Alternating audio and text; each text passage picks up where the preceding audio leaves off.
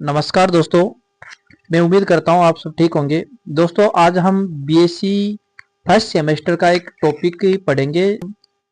एक तो चंचल और अक्रिय जो संकुल होते हैं उनके बारे में पढ़ेंगे। इसको चप्पल इस तरीके से भी लिखा हुआ मिलेगा आपको, और चंचल यौगिक भी इसको कहा जाता है। देखिए दोस्तों, ये जो कॉम्प्लेक्स होते हैं या जो संकुल होते हैं वो इतनी तेजी से अभिक्रिया क्यों करते हैं, और जबकि जो अन्य हैं वो बहुत धीरे अभिक्रिया करते हैं या प्रतिक्रिया करते हैं। इसका क्या कारण है, हम इस वीडियो के अंदर हम देखने वाले हैं। कई बार एग्जाम में ये पूछा जाता है लेबल कॉम्प्लेक्स क्या है, जिसको चंचल संकुल भी बोलते हैं हम। एक तो ये वे कॉम्प्लेक्स होते हैं जिसमें लिगेंड प्रतिस्थापन अभिक्रिया है वो तेजी से देगा। दूसरा, जो धातु और लिगेंड के बीच में जो बंध होता है वो अपेक्षाकृत कमजोर होता है, यानी दुर्बल होता है, जो आसानी से टूट जाता है। जैसे ये एक उदाहरण है, इसमें लिगेंड और धातु के बीच में जो बंध है वो कमजोर होता है। इसके बाद में जो अक्रिय संकुल होते हैं या इनर्ट कॉम्प्लेक्स होते हैं, ये प्रतिस्थापन अभिक्रिया में भाग तो लेते हैं लेकिन बहुत ही मंद गति से ये अभिक्रिया प्रदर्शित करेंगे। और जो धातु और लिगेंड के मध्य जो बंध होता है वो बहुत मजबूत होता है, प्रबल होता है और ये स्थिर होता है। जैसे ये एक उदाहरण है CO, जिससे 6 NH3 जुड़े हुए हैं, यानी 6 लिगेंड जुड़े हुए हैं। तो अगर हम सीधी सीधी बात करें कि जो चंचल संकुल और अक्रिय संकुल क्या है, तो सीधी सी बात है, चंचल संकुल है वो वे कॉम्प्लेक्स होते हैं जिनमें लिगेंड प्रतिस्थापन अभिक्रिया है वो तेजी से देगा, और धातु और लिगेंड के बीच में बंध है वो कमजोर होगा, जो आसानी से टूट जाएगा। और अक्रिय हैं जो क्रिया नहीं करते हैं, जिनको इनर्ट कॉम्प्लेक्स बोलते हैं। इनमें लिगेंड और धातु के बीच में बंध है वो प्रबल होगा। ऐसे जो संकुल होंगे वो अक्रिय होंगे, स्थायी होंगे। और ये जो कॉम्प्लेक्स होते हैं प्रतिस्थापन अभिक्रिया में बहुत धीमी गति से ये भाग लेंगे।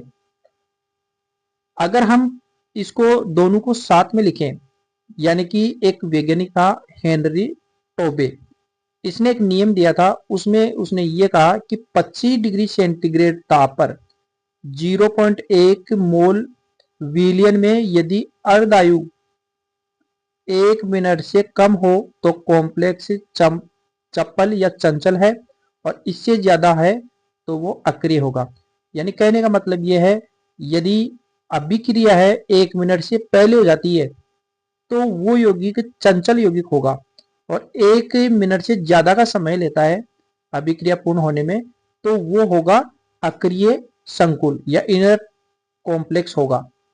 ऊष्मागतिकी स्थायित्व ये बताता है कि साम्य अवस्था में कॉम्प्लेक्स कितना बनेगा, और ये अभिकारक और उत्पाद के बीच ऊर्जा अंतर पर निर्भर करता है।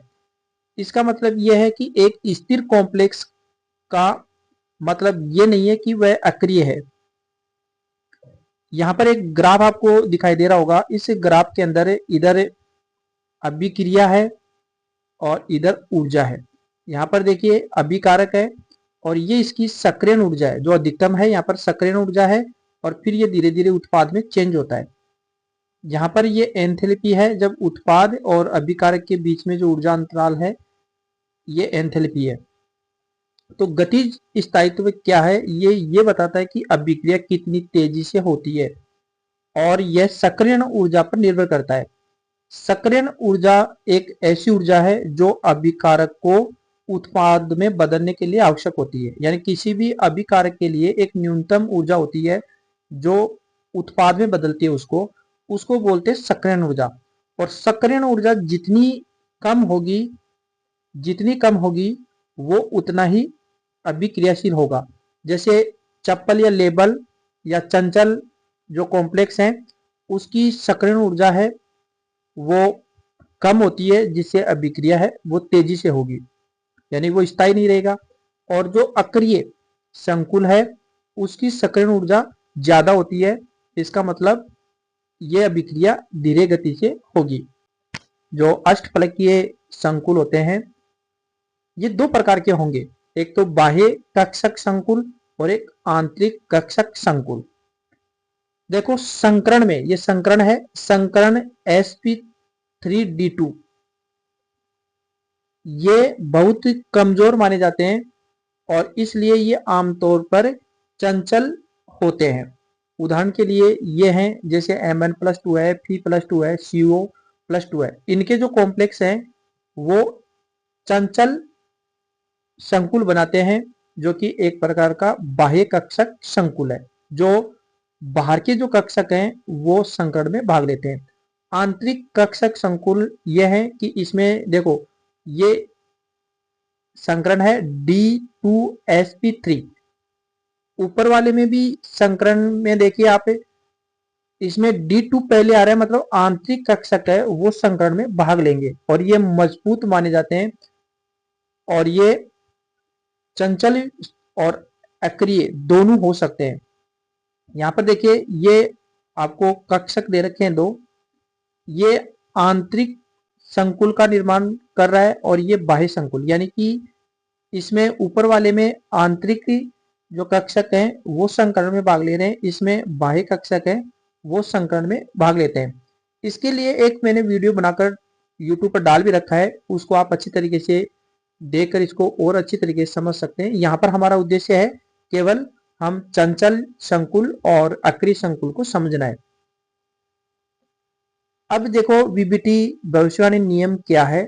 आंतरिक संकुल, यहाँ पर देखो आंतरिक संकुल जो कि अभी हमने देखा D2sp3 संकरण है, इसके लिए स्थिति 1 जो चंचलता के केस के लिए है, यदि T2g कक्षक जो से dxy, dyz और dxz ये T2g कक्षक हैं, इनमें से कम एक कक्षक खाली है तो आने वाला लिगेंड अपना इलेक्ट्रॉन युग्म दे सकता है और एक साथ समन्वित मध्यवर्ती बना सकता है।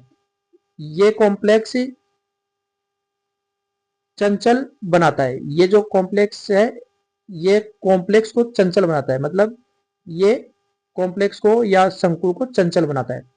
उदाहरण ये है आपके सामने, T2g खाली कक्षक होना चाहिए, जैसे यहाँ पर ये खाली कक्षक है जो वेनेडियम के लिए है D2 के लिए, जिसमें 2 इलेक्ट्रॉन इसमें भर दिए हैं dx और dy में, लेकिन dxz है ये खाली है। दूसरी स्थिति ये हो सकती है जिसमें आप देख पा रहे हैं, यदि सभी T2g कक्षकों में कम से कम एक इलेक्ट्रॉन है, देखो सब में एक एक इलेक्ट्रॉन है, तो आने वाला लिगेंड के लिए कोई खाली जगह नहीं है, इसमें कोई खाली जगह नहीं है, इसलिए ये क्या करेगा, जो संकुल है उसको अक्रिय बनाएगा, यानी कि क्रिया नहीं करेगा, पूरा भरा हुआ है। जैसे उदाहरण है क्रोमियम का है, जिसमें क्रोमियम की ऑक्सीकरण अवस्था +3 है, जिसमें तीनों के अंदर ये इलेक्ट्रॉन आगे हैं। T2g कक्षक एक भी खाली नहीं है, पूरे भरे हुए हैं। तो इस तरीके से आंतरिक संकुलों के लिए ये दो स्थितियां हैं जो चंचलता को प्रदर्शित करते हैं। तो मैं उम्मीद करता हूं आपको ये समझ में आया होगा। एक बार इसको फिर से मैं रिपीट कर देता हूं आपके सामने। देखिए आपको क्वेश्चन पूछा जाएगा, जो चंचल है, ये चंचल इसको समझना है, चंचल और एक है अक्रिय। चंचल संकुल और अक्रिय संकुल क्या है, तो इसकी सीधी सी बात है, चंचल का मतलब होता है जो आसानी से अभिक्रिया कर ले, मतलब चंचल होता है, जो चंचल होता है वो किसी से भी आसानी से घुल मिल जाता है। तो जो चंचल यौगिक होता है वो, या चंचल संकुल होते हैं वो क्या है कि एक तो जो 1 मिनट से पहले दूसरे से अभिक्रिया कर लेंगे और उत्पाद बना देंगे, और अक्रिय हैं वो 1 मिनट से ज्यादा का समय लेंगे। चंचल यौगिक है या चंचल संकुल है, ये क्या करेगा, इसमें जो लिगेंड है वो प्रतिस्थापना विक्रिया तेजी से करेगा और धातु और लिगेंड के बीच में जो बंध है वो बहुत कमजोर होगा, जो आसानी से टूट जाएगा। ये एक उदाहरण दे रखा है। अगर इसका विपरीत करें कि जो अक्रिय संकुल होते हैं, ये कॉम्प्लेक्स क्या करेंगे, प्रतिस्थापना विक्रिया है वो बहुत धीरे गति से करेंगे, मतलब मंद गति से करेंगे, और धातु और लिगेंड के बीच में जो बंध है वो बहुत मजबूत होगा, इसलिए वो संकुल है, अक्रिय संकुल है, वो स्थिर होगा और मजबूत होगा, या ऐसे कहो कि वो स्थायी होगा। इसका उदाहरण ये आपके सामने है। फिर मैंने इसके आपको ये कारण बता ही दिए हैं। इस तरीके से ये है। यदि आपको ये वीडियो थोड़ा सा भी अच्छा लगा है तो वीडियो को लाइक और चैनल को सब्सक्राइब करें। Thank you for watching.